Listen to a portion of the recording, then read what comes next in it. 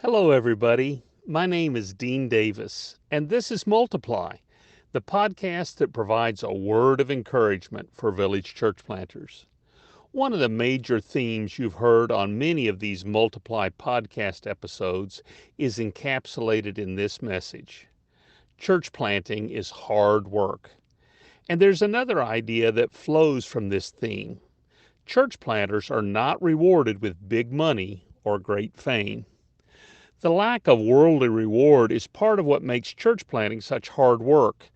But let me tell you, friends, there is a reward for church planters, and we don't have to wait until eternity in order to receive this particular reward. By now, you know well the story of Paul and his church planting effort in Thessalonica. That story is preserved for us in Acts chapter 17 and in Paul's New Testament letters to the Thessalonians.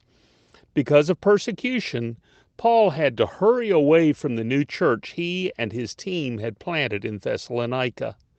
In his absence, Paul prayed constantly for the new believers and church members of the baby church. He longed to see them, but as much as he tried, he couldn't get back to them. So he sent Timothy to find out about their faith. Now here's the part about the church planter's reward. When Timothy came back and reported to Paul that the Thessalonians had not abandoned their faith, but that they were still trusting God and still walking in love, Paul was overjoyed. He said in 1 Thessalonians 3:7, "Therefore, brothers and sisters, in all our distress and persecution, we were encouraged about you because of your faith." Now you may be asking yourself, what about the reward? Well, let me tell you something about rewards. I've graduated from 4 educational institutions. Hundreds of people attended my graduations. I've gotten jobs when jobs were very hard to find. I've been recognized in front of my peers for achievement. But no reward I have ever received is as great as the sheer joy of knowing that people I led to faith in Christ, members of the church I planted, men and women I trained, are continuing in the faith and love that entered their hearts when they were born again.